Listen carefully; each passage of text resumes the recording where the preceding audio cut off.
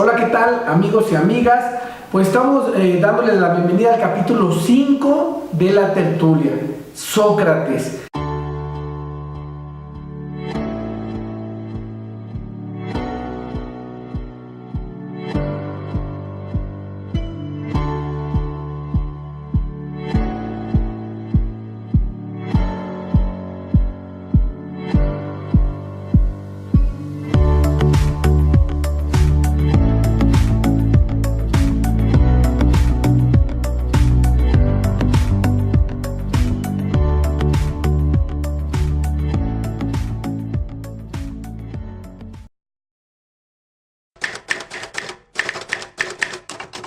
Y bueno, estamos aquí con el maestro Balán, sociólogo, doctor Juan Bautista, jurista. Y bueno, pues vamos a hacer un formato muy concreto pero sustancioso.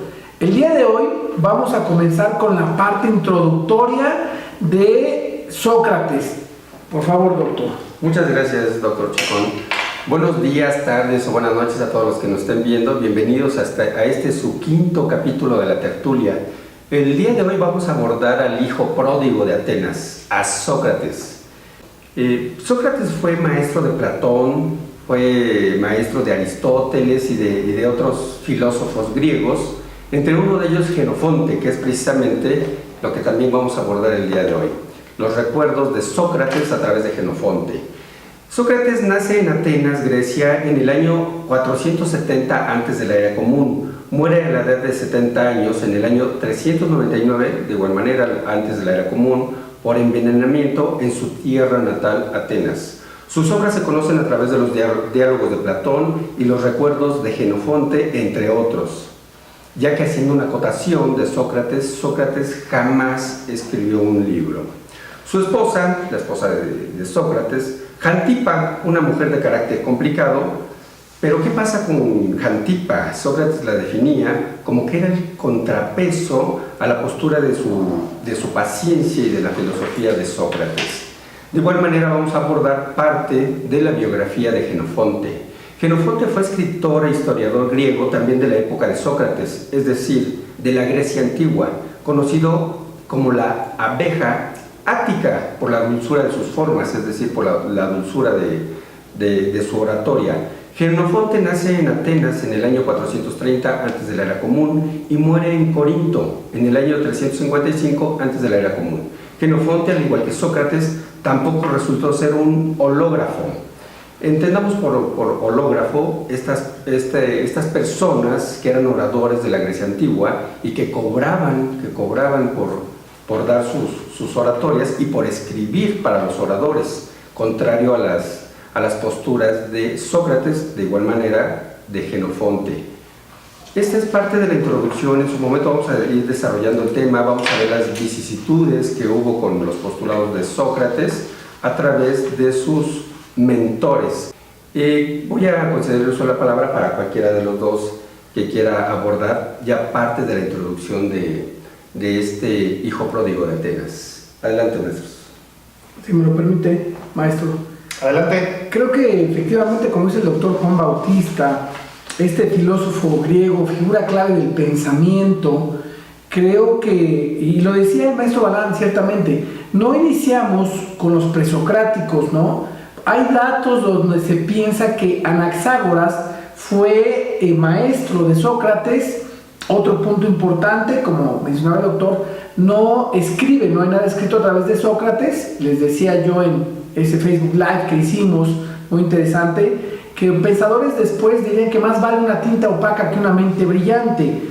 Yo creo que en esta parte de introducción me gustaría resaltar que la mayor parte de Sócrates procede de tres contemporáneos suyos. El primero sería Jenofonte, Aristófanes y Platón. Bueno, como estábamos comentando, la mayor parte de Sócrates la podemos entender en tres contemporáneos suyos. El primero, Jenofonte, ¿no?, que mencionaba el doctor Juan Bautista, un historiador. Aristófanes, que era un comediógrafo, que él tenemos la Comedia de las Nubes, una comedia muy interesante. Y Platón, los diálogos de Platón. Son las tres partes, los tres ejes rectores sobre los cuales podemos construir toda la figura de Sócrates. En ese sentido, me gustaría dar la palabra al maestro Balán para que sigamos enriqueciendo este tema tan importante. Muchas gracias, doctor Bautista. Fíjate que es apasionante la vida socrática, la vida de Sócrates como tal. Es una gran lección de vida. Este filósofo, yo lo veo así, se va por tres vertientes, que era el conocimiento, la virtud y la ética.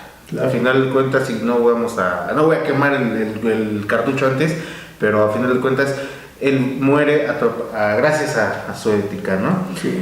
Entonces, a mí me gustaría retomar ahí un punto de Sócrates, que era el conocimiento y el por qué él llega a la conclusión o llega a esa premisa: yo solo sé que no sé nada. Porque cierto día le dijeron que le pregunta, que le dice el oráculo de Delfos, que le llegan a decir que él era la persona más sabia de Atenas por ese tiempo, y Sócrates, pues él lo entiende como, si el oráculo lo dice, pues bueno, pues vamos a preguntar, vamos a ver si es cierto, y entonces va preguntando y se va dando cuenta que, como por descartando a las personas, que hay muchos que parece que saben o que creen que saben, pero que no saben. Entre ellos, pues los sofistas, ¿no? Que se pelean a final de cuentas con Sócrates, porque los sofistas, entre otras cosas, eran los que cobraban por el conocimiento, y Sócrates era un viejo bonachón, que él era, no sé, yo me lo imagino como con la premisa de: si sabes, si no lo compartes, es como si no supieras, ¿no? Sí, una vida austera, hecho una vida Xenofonte.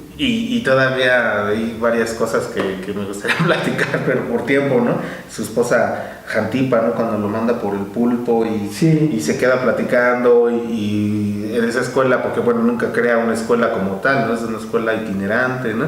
Sí. Y en cierta ocasión Jantipa lo manda a comprarse el pulpo para la comida, y llegan los 3 días y le revira y se enojan, y pues era la vida de Sócrates. Y Sócrates, bien bonachón: cálmate, mujer, tranquila. Que dice que la única persona que le pudo ganar un debate a Sócrates, pues era Jantipa, ¿no? Jantipa, su esposa.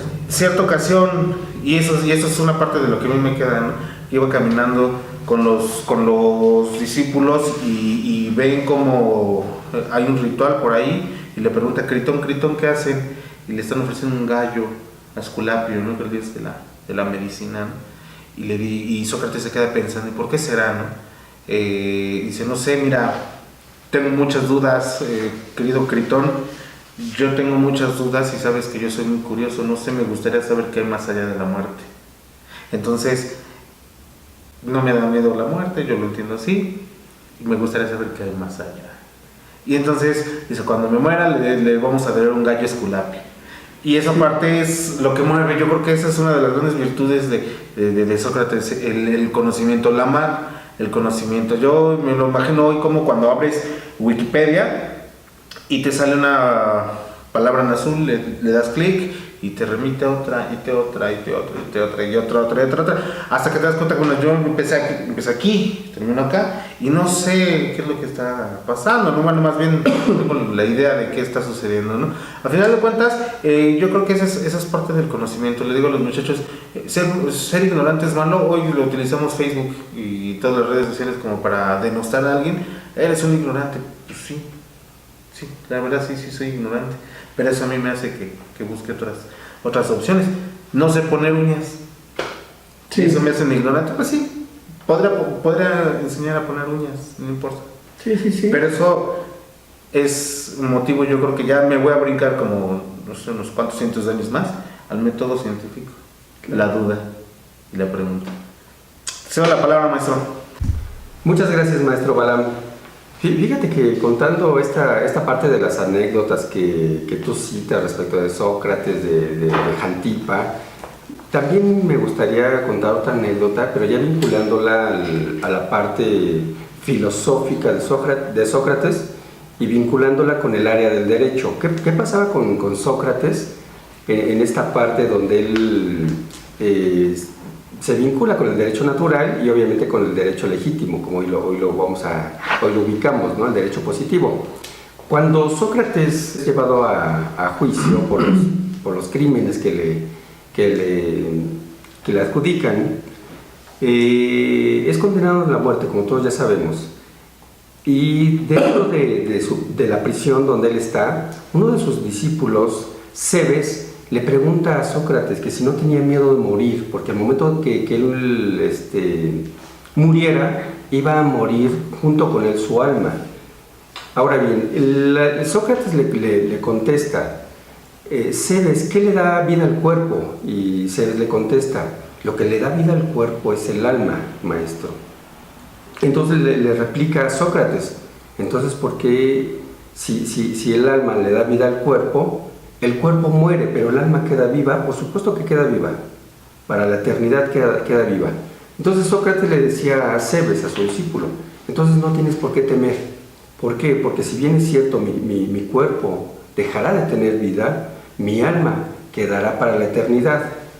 Y él Sócrates hacía una paradoja en este sentido. Decía él, si la muerte fuera el fin de todas las cosas, y sería un gran beneficio para todos los malvados, ya que con su muerte también desaparecería la vida y desaparecería el alma. Es decir, el alma también se iría junto con la muerte de su cuerpo.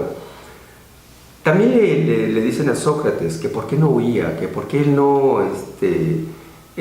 no trataba de salir de ese problema en donde se había involucrado.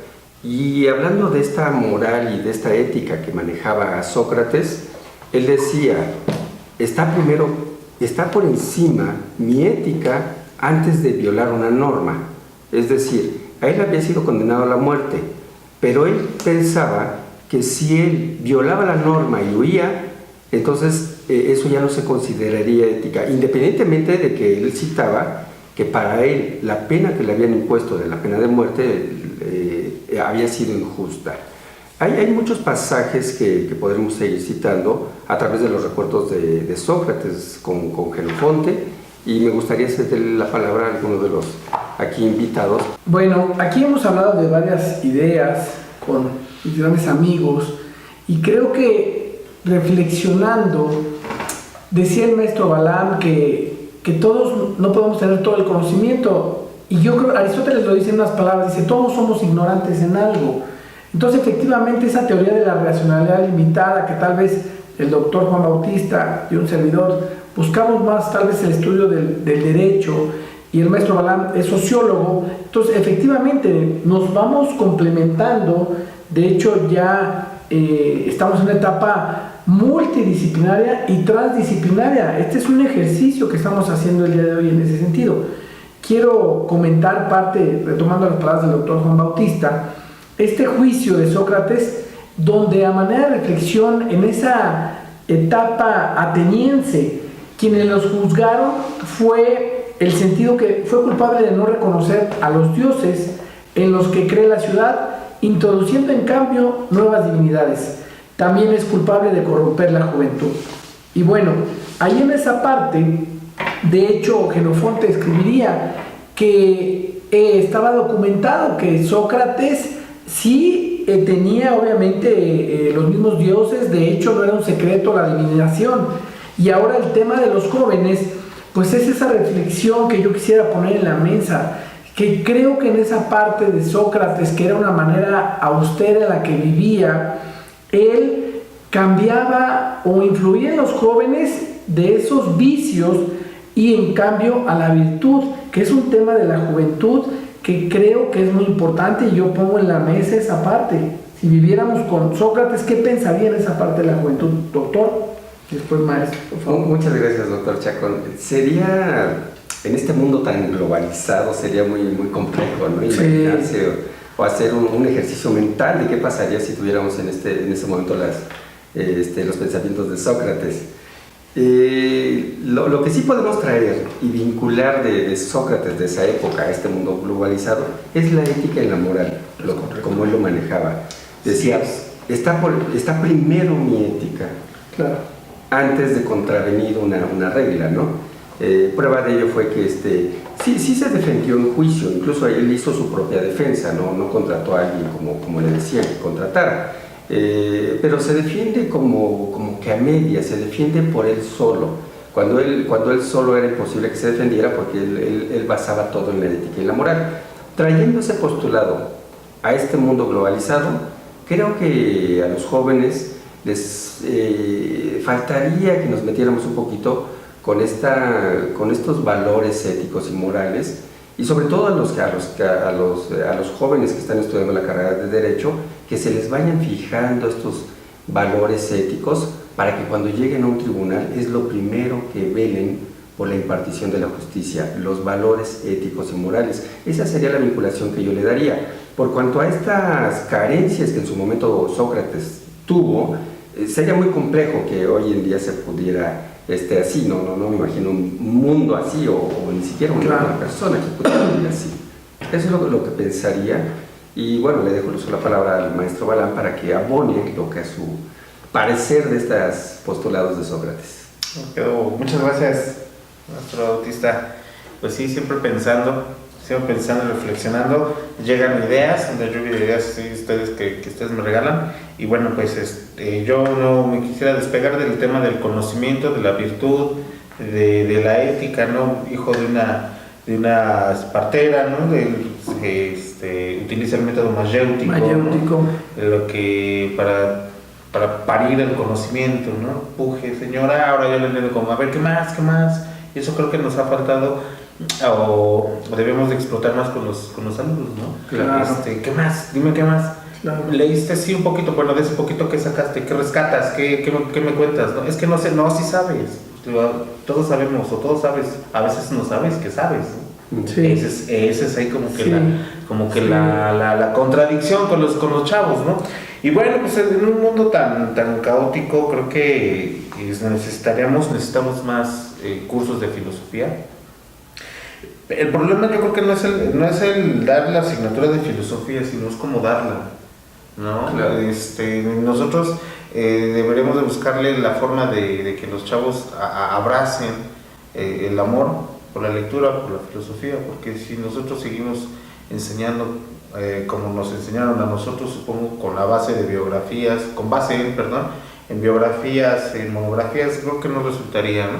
Y bueno, pues yo termino con las ideas de, finalmente, Anito, Mélito y Licón lo hunden, Sí. trataron de hundirlo, le fabricaron ahí los delitos, ustedes que saben más de derecho en ese sentido. Sócrates se defendió como pudo, y por lo que he leído y por lo que me documenté en tiempo atrás, pues los deja en ridículo.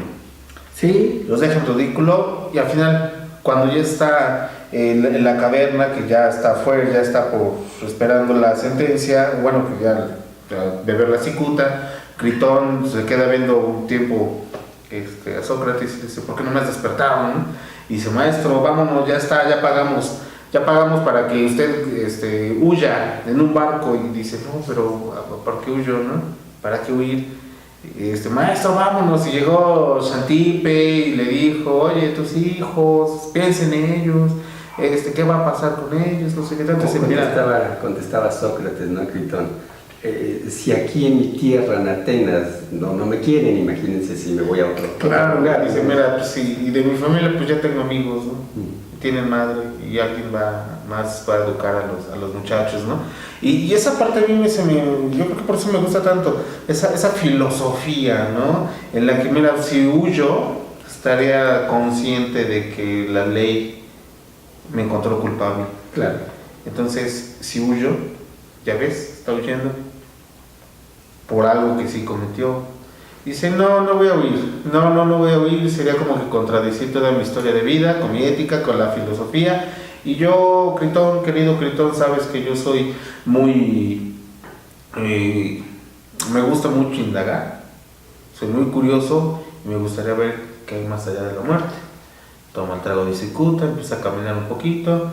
Maestro, ¿ya siente las piernas pesadas? Sí, es hora. Y llorando con los discípulos, y las últimas palabras que dice Sócrates es, recuerda, Critón, que le debemos un gallo esculapio. Sí. Cielos. Filosofía de vida, mira, por tiempo podremos hablar de historias. Les voy a dejar, muchachos, amigos, un link de la película de los 70s, genial, es una joya, es un dulce esa película para que la chequemos. Muy Maestro. bien. Fíjate, Balam, ahorita que estás comentando de esta parte final de Sócrates, cómo él va asimilando y sobre todo va aceptando, ¿no?, que es el final de sus días y acepta la muerte. Y efectivamente él acepta la muerte de su cuerpo nada más, pero nunca acepta la muerte de su alma, precisamente pensando que, incluso él lo dice, se lo dice a Critón, que en su momento va a tener la oportunidad de volverse a defender en la otra vida. Sí. Y con esto da a entender que hay una inmortalidad de su alma y en consecuencia, bueno, pues también tenemos la inmortalidad de sus pensamientos filosóficos y que, bueno, lo estamos trayendo en este momento. Doctor Chacón. Gracias. Yo creo que efectivamente, complementando aquí lo que hemos dicho, esa ironía socrática que va parte de la mayéutica, que es lo que hace con los jóvenes. De hecho, debería ser la docencia así, como comentaba el maestro Balán, el doctor Juan Bautista, donde vas preguntándole, lo vas cuestionando. Esa es la mayéutica, el que lo vas cuestionando. Oye, ¿por qué no hiciste este trabajo? Ah, porque me interesó. ¿Por qué te interesó? Ah, bueno, porque creo que es un tema que está en la actualidad. Entonces lo que hacía Sócrates, la ironía socrática era esa. Él hacía que no conocía, pero los iba llevando a la luz. Y por eso es la mayéutica, se basa en relación a su madre, que era una partera, que esa es la reflexión en lo que da la luz. La otra parte, como hemos mencionado, realmente Sócrates le dice a Hermógenes, le dice, ¿y para qué llegaría a la vejez? Porque me volvería lento. Él piensa que ya de verdad no tiene que llegar a la vejez. En ese sentido, hay una parte que a mí me gustaría, a manera de conclusión, dentro de cuando él va a ser juzgado, Hermógenes le dice, ¿no deberías examinar los juicios de tu defensa? Y entonces él contesta, toda la vida he preparado mi defensa. Y le dice Hermógenes, ¿por qué has preparado tu defensa toda tu vida? Porque toda mi vida he caminado en la piedad y en la justicia. Y creo que efectivamente esa parte que mencionaba el doctor y el maestro Balán sobre los valores, si él sabía que toda su vida había sido justo, él no tenía que preparar su defensa. Ya se va a enriquecer obviamente con todas las partes que hemos comentado. Les daremos bibliografía como Jenofonte, como Aristófanes, donde obviamente habla sobre una comedia, ¿no? Donde piensa ese comediógrafo Aristófanes, habla de la comedia de las nubes, ¿no?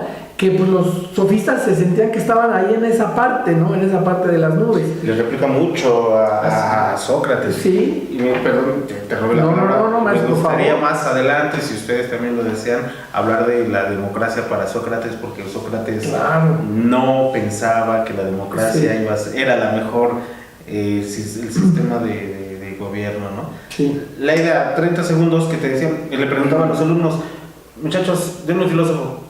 1, 2, 3, 4. ¿Sabes quiénes son los mejores filósofos? Entonces, ¿quién? Los niños. Claro. Los niños son todo lo que quieren saber. ¿Y por qué? ¿Y por qué? ¿Y por qué? ¿Y nosotros cómo cortamos eso? Ah, ya, porque así es. Sí. Oh, cortamos alas, ¿no? Cortamos alas, perdón, maestro. No, está bien. Estamos obviamente en este conversatorio que al final del día es eso. También la filosofía china es eso, los 5 porqués. ¿Y por qué? ¿Y por qué? ¿Y por qué? Entonces, si vemos, convergen varias culturas, ¿no? Y lo dirá, bíblicamente lo dirá Jesús, que vengan a mí a los niños. O sea, esa parte, eso es lo interesante del pensamiento de esta tertulia, donde al final del día estamos iniciando y partiendo tal vez de este pensador griego, pero bueno, nos iremos a Platón, a Aristóteles, y en 10 segundos a mí me gustaría decir brevemente ya como parte de mi conclusión, si me lo permite el doctor y el maestro, dice 2 frases, dice, de los hombres aprenderás cosas buenas, pero si te mezclas con los malos, perderás hasta el entendimiento que tengas. Y la segunda, un hombre bueno unas veces es cobarde y otras valiente. Con eso es mi parte de mi conclusión. Hay muchas ideas, hablar de Sócrates podríamos pasar mucho tiempo, pero bueno, la idea es seguir explorando el conocimiento y pues conclusiones, compañeros. Claro que sí, doctor, muchas gracias maestro Balán por rehacer nuevamente estas tertulias que nos hacen compartir muchas ideas. Yo me voy también de igual manera con una frase citando y haciendo la acotación. Todo esto es a través de los pensadores, filósofos que escriben los pensamientos de Sócrates. Hago esta acotación para ser prudente. Cita: si la muerte fuera el fin de todas las cosas, es decir, del cuerpo y del alma, sería un gran beneficio para los malvados, ya que su maldad desaparecería con ellos mismos. Es decir, Sócrates, dentro de esta ironía que comenta el doctor Chacón, él dice, pues sería un gran beneficio, ¿no? Si se muere el cuerpo y se muere el alma, bueno, pues los malvados serían felices porque morirían con toda su maldad. Pero claro, él lo traduce a una parte de una ironía, que realmente él no lo piensa y no piensa que suceda de esa manera, sino que piensa que el alma sigue, ¿no? Y bueno, con esas conclusiones yo me quedo. Muchas gracias a todos, buenas noches, le concedo uso la palabra al maestro Balam y bueno, pues cerraremos este capítulo. Muchas gracias, maestro. Yo ya me había despedido hace rato, pero les agradezco de nueva cuenta que me avienten la pelota. Hay muchas ideas, fluye la fuente del saber y del conocimiento, la virtud de Sócrates, el conocimiento, la ignorancia. Me queda mucho a mí campaneando la idea de qué es lo bueno, qué es lo malo, la ética, la moral, y wow, siempre va a haber muchas cosas que hablar de los filósofos socráticos, ¿no? Y pues sobre todo, pues bueno, de este gran filósofo, un viejo bonachón. Un viejo bonachón, sí. Muy bien, ¿no? ¿Y qué sigue en la siguiente tertulia, maestro Balam? Nos vamos a seguir con el discípulo del buen Sócrates, que es Platón. Nos vamos a echar ese buen plato. Ese va a estar también bueno. Va a estar sabrosón. Una vez más les comento, les voy a dejar ahí la película de Sócrates y todos los comentarios son bienvenidos. Lo que si quieren que platicamos de algún tema en particular, algún tema de interés profesional, de interés académico y escolar, nosotros estamos para servirles. Les agradecemos mucho. Yo dejo el micrófono para mis compañeros. Les dejo ahí la cajita de comentarios, suscríbanse y síganos en nuestras redes sociales. Síganos en las redes sociales, buenas noches y seguirá Platón. Los diálogos de Platón. Buenas noches. Hasta luego. Adiós.